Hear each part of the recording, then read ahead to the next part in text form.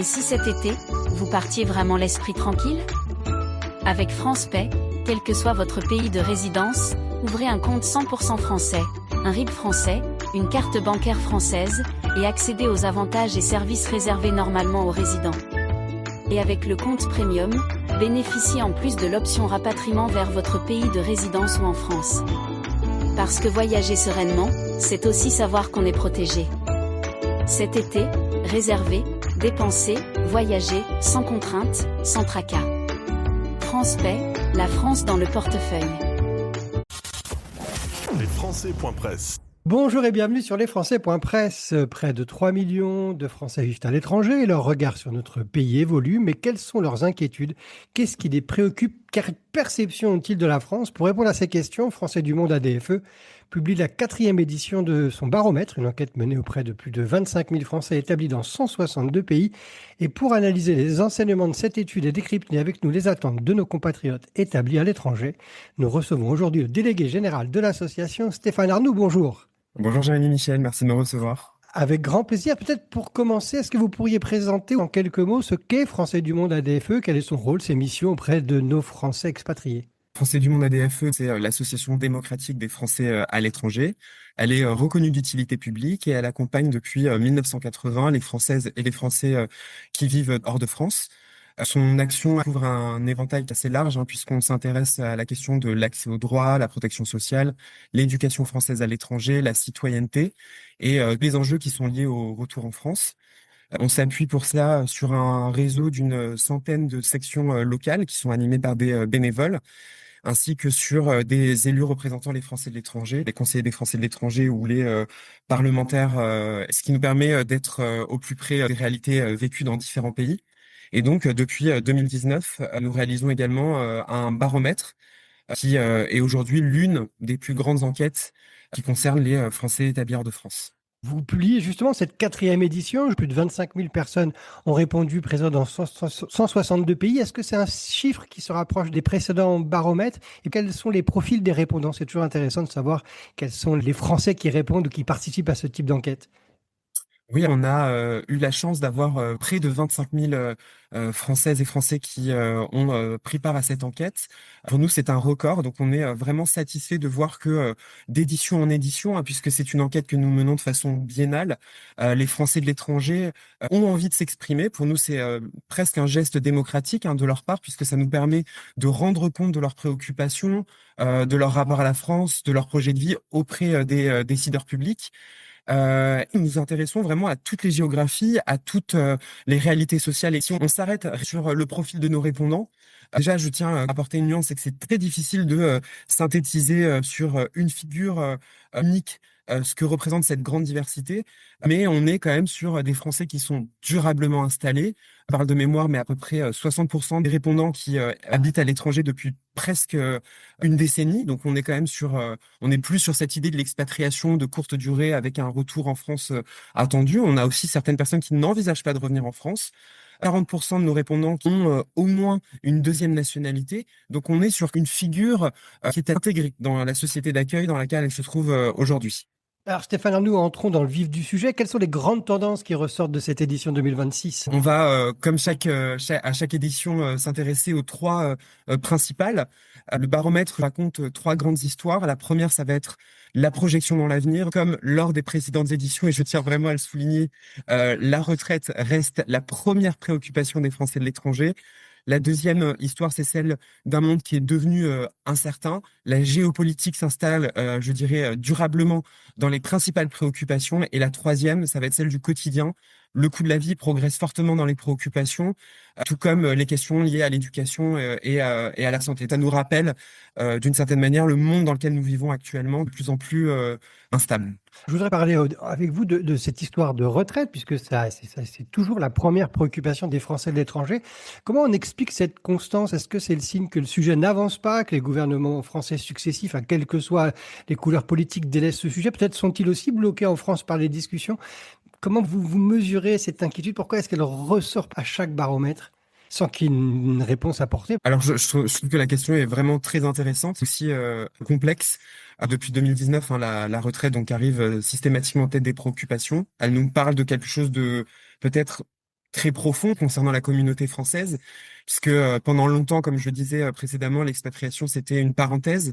Aujourd'hui, on est durablement installé. Euh, mais je pense que la question, elle est aussi, sa complexité, elle réside aussi sur cette évolution. Euh, Moi, j'aurais tendance à dire que les Français de l'étranger ne demandent pas nécessairement un droit particulier sur cette question-là. On est moins sur une question d'inquiétude liée à l'âge que sur une question de lisibilité de ces droits. Les Français de l'étranger vont travailler dans plusieurs pays, parfois sous plusieurs régimes de protection sociale, avec des statuts qui peuvent être différents.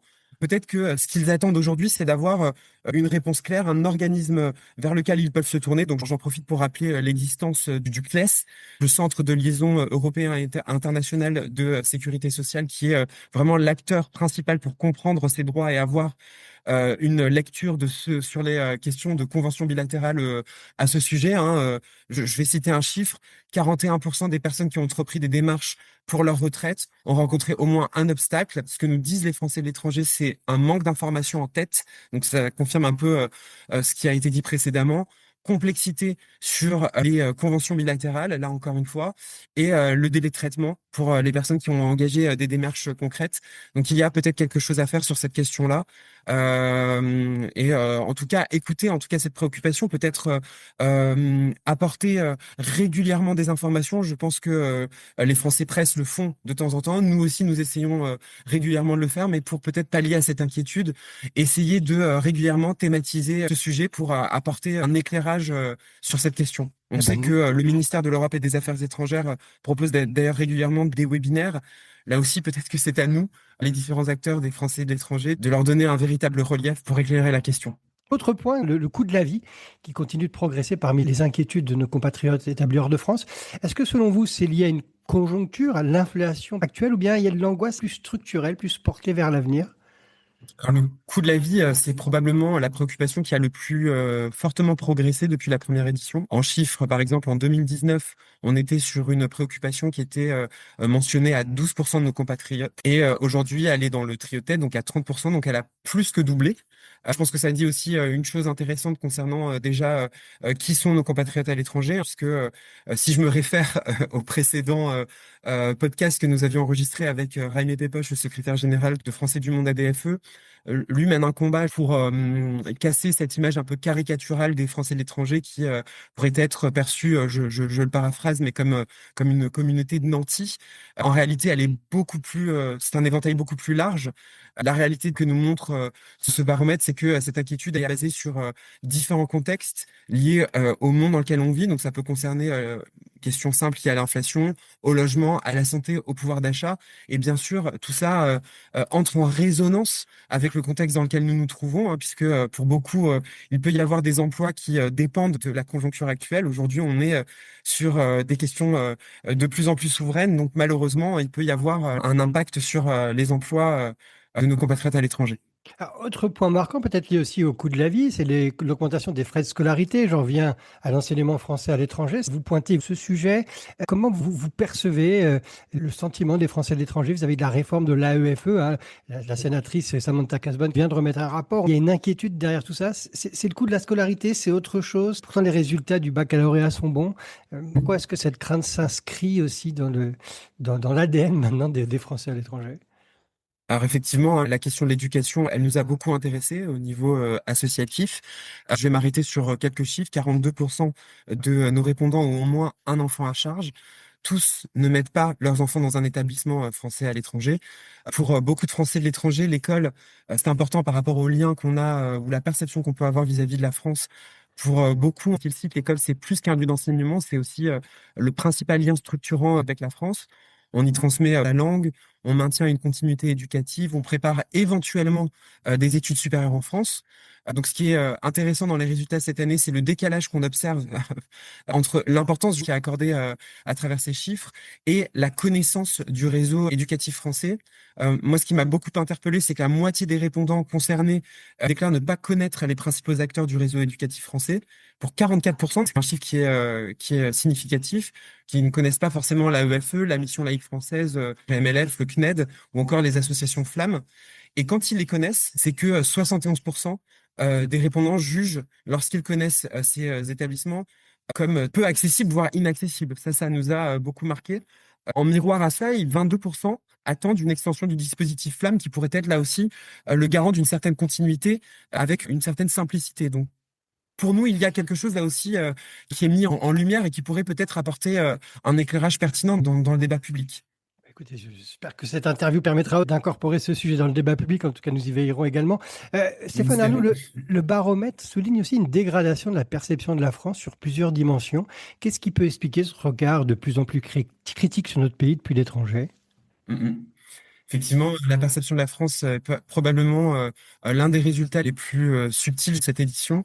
Le chiffre brut, il est frappant là aussi, hein, c'est 44,7%, on pourrait l'arrondir à 45%, qui déclarent avoir une image négative de la France depuis leur pays d'accueil.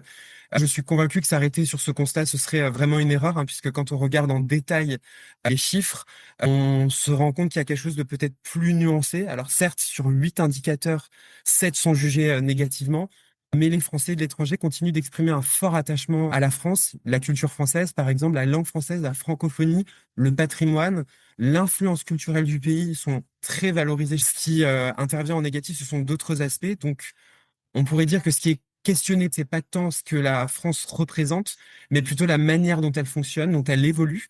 Les Français de l'étranger regardent la France avec beaucoup d'attention. Ils la comparent peut-être, alors là j'extrapole sans doute, hein, peut-être avec leur pays d'accueil. Ils la comparent notamment vis-à-vis des services qu'ils utilisent au quotidien, aux administrations auxquelles ils sont confrontés et aux débats qu'ils observent depuis leur pays d'accueil. Ce qui par contre, c'est que si on s'arrête sur différentes catégories de répondants, les jeunes, ce qui, moi, m'a d'ailleurs étonné, les plus jeunes sont ceux qui ont la perception la plus positive de la France. Donc, les étudiants, par exemple, ou encore ceux qui n'ont jamais vécu en France. Un chiffre parlant concernant le lien direct, 59,9%, on va l'arrondir à 60% des répondants, malgré tout, ont une perception positive, on dégage un score positif de la satisfaction consulaire. Là, encore une fois, un certain estime qu'il n'est pas nécessaire de développer le nombre d'ambassades ou de consulats, mais plutôt de les rendre beaucoup plus efficients dans leur usage quotidien ou dans l'usage qu'ils en font dans leur réalité personnelle. Et d'une manière générale, et pour conclure, Stéphane Arnoux, au regard des résultats, est-ce que vous diriez que les Français de l'étranger sont heureux? Moi, j'ai l'impression que globalement, alors là, encore une fois, à nuancer en fonction du contexte, moi, j'ai l'impression qu'on est sur une communauté dynamique, exigeante. D'ailleurs, la perception qu'ils ont de la France le révèle sans doute, c'est-à-dire qu'il n'y a pas une critique acerbe, gratuite. Il y a une exigence, il n'y a pas de désintérêt. Donc, au travers de tout ça, j'aurais tendance à dire qu'ils sont plutôt qui sont réellement français en réalité. Et les Français, c'est pas un peuple malheureux, c'est un peuple exigeant. Et on le perçoit, je pense, aussi au travers de cette étude, je l'espère. Eh bien, écoutez, on mettra toutes les indications de votre étude sur l'article qui va présenter ce podcast. Merci beaucoup, Stéphane Arnoux. Je rappelle que vous êtes délégué général de l'association ADFE Français du Monde. Merci Jérémy Michel. Pour ne rien manquer de l'actualité des Français de l'étranger, abonnez-vous à notre newsletter, suivez-nous sur nos réseaux sociaux et je vous propose de nous retrouver très bientôt, toujours sur lesfrançais.press. C'était lesfrançais.press.